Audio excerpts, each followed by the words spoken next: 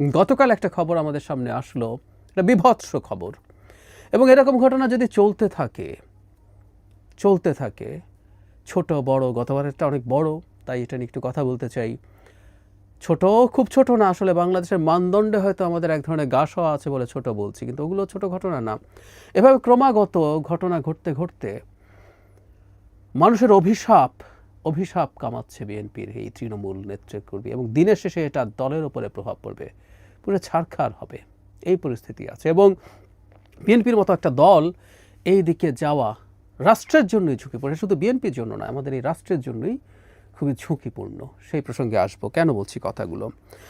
নারায়ণগঞ্জে একটা ঘটনা ঘটেছে। এক ভদ্রলোক তার দোকান দখল করে বানানো বিএনপি কার্যালয়ে থেকে তাকে ভাড়া দেওয়া হচ্ছিল না, তিনি সে ভাড়া চাইতে গিয়েছিলেন। সে চাইতে যাওয়ার পর তাকে পিটিয়ে মেরে ফেলা হয়েছে।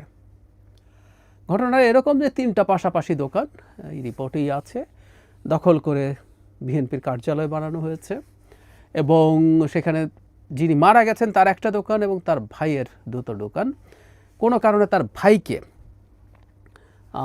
দেয়া হতো, মানে চাঁদা, মানে ভাড়া দেয়া হতো, কিন্তু যিনি হত্যাকাণ্ডের শিকার হয়েছেন মোহাম্মদ জাহাঙ্গীর, তাকে ভাড়া দেয়া হচ্ছিল না। তিনি এরপর ভাড়া চাইতে যাওয়ার পর সম্ভবত কিছুটা বাকবিতণ্ডা হয়, তাকে পেটানো হয়, উনি ওখানেই মারা যান। হসপিটালে যখন নেওয়া হয় তাকে মৃত ঘোষণা করা হয়, তার মাথায় গভীর ক্ষতের চিহ্ন আছে। কোনো একটা জায়গায় দেখলাম এই রিপোর্টের মধ্যে যে কোনো একটা জায়গায় তাকে আবার বিএনপির একজন সদস্য হিসাবেও, কোনো একটা অঙ্গ সংগঠন বা সহযোগী সংগঠনের সদস্য হিসাবেও দেখানো আছে। তার পরিবার আবার সেটা স্বীকার করছে না। ঘটনা যেটাই হোক না কেন, আরও তথ্য আছে, এবং আমি ধারণা করি যে বিএনপির দিক থেকে হয়তো এগুলোও বলা হবে যে মূল হত্যাকাণ্ডে যিনি নেতৃত্ব দিয়েছেন তিনি এই মুহূর্তে কোনো পদে ছিলেন না, কিন্তু আরবিট্রারিলি এসে 3টা দোকান দখল করে বিএনপি কার্যালয় বানিয়ে ফেলা যায়। মজা, মগের মুল্লুক। শেখ হাসিনার সময় আমরা যেভাবে বলতাম, এটা মগের মুল্লুকের মতো মনে হবে আমাদের কাছে। এসে আমি টানিয়ে দিলাম, এবং এই রিপোর্টেই আছে, তারা এটা স্বীকারও করছেন যে তারা এখন এটা ছেড়ে দেওয়ার চিন্তা করছিলেন। মানে তাদের বাবার তালুক তারা এসে দখল করেছে, আবার এখন মনে হচ্ছে দয়া করে ছেড়ে দেব, মানে মানুষের দোকান দখল করে বানিয়ে ফেলাবে এবং ভাড়াও দেব না, এই রকম পরিস্থিতি আছে। আমি জানি আমাকে অনেকে আমার মন্তব্যে প্রচুর লেখেন যে বিএনপির চাঁদাবাজি নিয়ে আমি কথা বলি না কেন। আমি প্রচুর কথা বলি, আসলে আপনারা না জেনেই লেখেন এগুলো। প্রচুর প্রচুর প্রচুর ভিডিওতে, টকশোতে আমি এটা নিয়ে কথা বলেছি, কিন্তু আমি একটা জিনিস আবার এটাও মনে করি, খুব স্পষ্টভাবে মনে করি, বিএনপির যে লোয়ার টায়ারের লোকজন চাঁদাবাজি করছে, এটা এই মুহূর্তে বাংলাদেশের মেজর ক্রাইসিস না। সুতরাং এটা নিয়ে সকাল বিকাল যারা কথা বলেন তাদের সাথে সেই দলে আমি নই। বাংলাদেশে এই মুহূর্তের মেজর ক্রাইসিস হচ্ছে একটা ইলেকশন হওয়ার পরিস্থিতি তৈরি করা, এবং তার চাইতেও জরুরি কথা, সম্ভবত আমি যদি আলাদাভাবে কথা বলবো, জরুরি কথাটা হচ্ছে বাংলাদেশে একটা ডানপন্থার উত্থান ঘটার সম্ভাবনা দেখা যাচ্ছে। র্যাডিক্যাল রাইট তো আছেই, যারা নির্বাচনই মানে না, নির্বাচনী ব্যবস্থায় একটা ডানপন্থার উত্থান আমরা দেখছি, অন্তত তারা জোট বাঁধছে।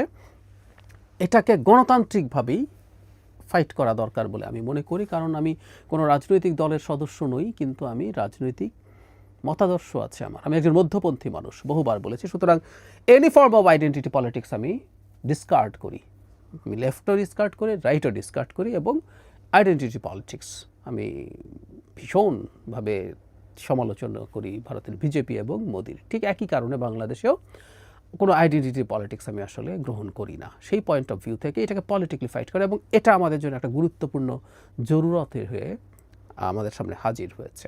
যাই হোক, যে কথাটা বলছিলাম, চাঁদাবাজি হচ্ছে, সেটা অনেক ক্ষেত্রে খুবই বেপরোয়া, কারণ বিএনপি এখন ক্ষমতায় যেহেতু নেই, তার সদিচ্ছা থাকলেও তাদের এই যুক্তি আমি গ্রহণ করি যে তারা চাইলেও তো এখন কোনো প্রশাসনিক বা আইনি ব্যবস্থা নিতে পারে না। কোনো একদিন বিএনপি যদি ক্ষমতায় আসে, ধারণা করি আমরা নির্বাচন হলেই সেটা হবে, তখন আমরা যদি বিএনপিকে দেখি যে তারা এসব ক্ষেত্রে বিচারিক ব্যবস্থা নিচ্ছেন না, প্রশাসনিক ব্যবস্থা নিচ্ছেন না, তখন কিন্তু আমরা খুব টাফভাবে তাদেরকে সেই প্রশ্ন করতে পারবো, এখন তো সব ক্ষমতা আছে, আপনি কেন এটা করছেন না।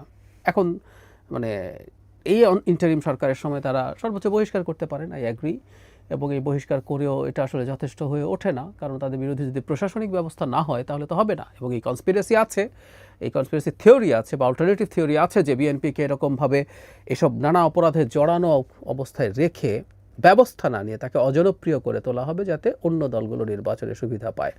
খুবই লজিক্যাল শোনায় না, কারণ না হলে ইন্টারিম সরকার কেন এগুলোর বিরুদ্ধে ব্যবস্থা নেবে না?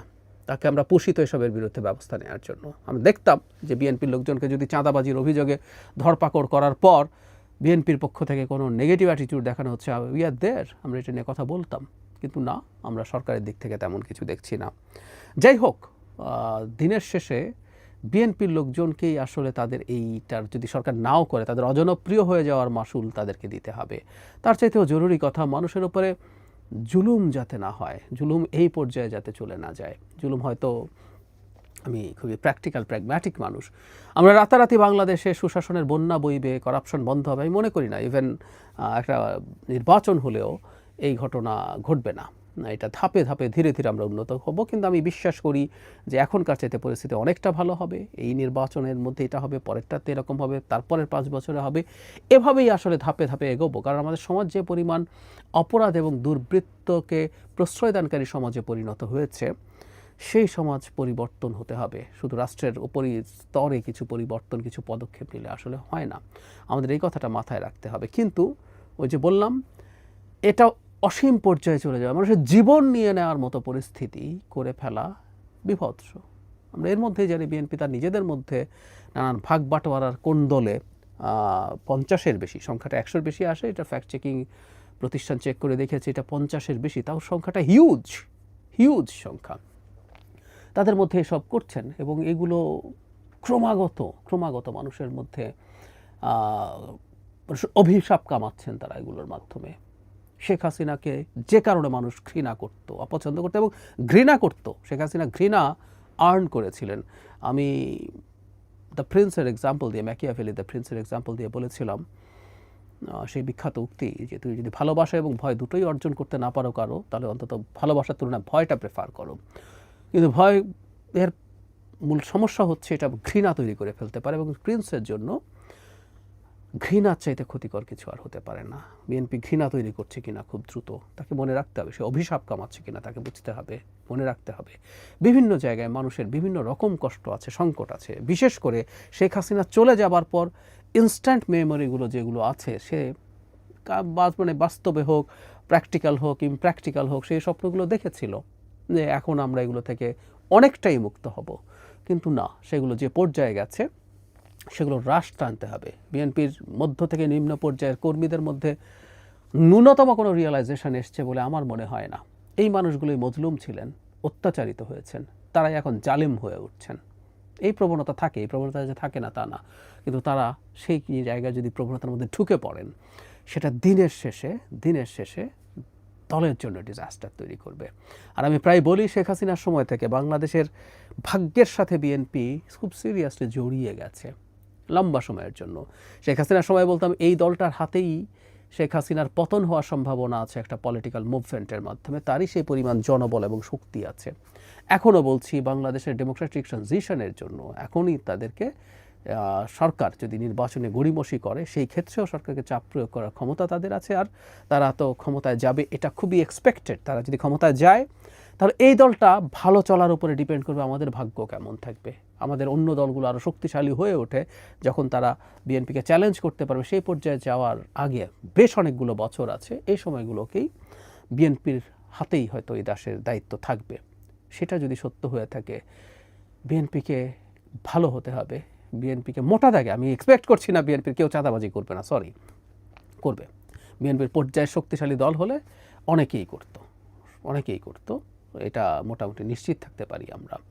যাই হোক, এটা করে ফেলবে, বন্ধ হয়ে যাবে তা বলছি না, আমরা বন্ধ হওয়াটা এক্সপেক্ট করি, কিন্তু রাতারাতি এটা হবে না।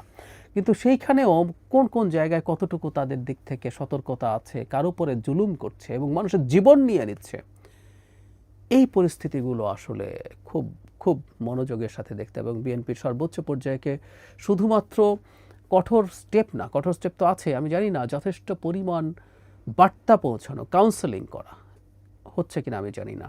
5 আগস্ট পরবর্তী সময়ে বাংলাদেশ সোনার বাংলাদেশ হয়ে যাবে বলে অনেকে মনে করেন। যাবতীয় সংস্কার করে ফেলে বাংলাদেশকে ইউরোপ আমেরিকার মতো একটা অসাধারণ উদার গণতান্ত্রিক দেশে পরিণত করবো ইত্যাদি ইত্যাদি যারা মনে করেন, আমার এটাকে স্টুপিডিটি মনে করে আই রিপিট, আমি এটাকে স্টুপিডিটি মনে করি। কিন্তু এটাও সত্য, 5 আগস্টের আগে শেখ হাসিনা যা করেছেন, আওয়ামী লীগের র্যাঙ্ক অ্যান্ড ফাইলরা যা করেছেন, বিএনপির র্যাঙ্ক অ্যান্ড ফাইলও তাই করবেন।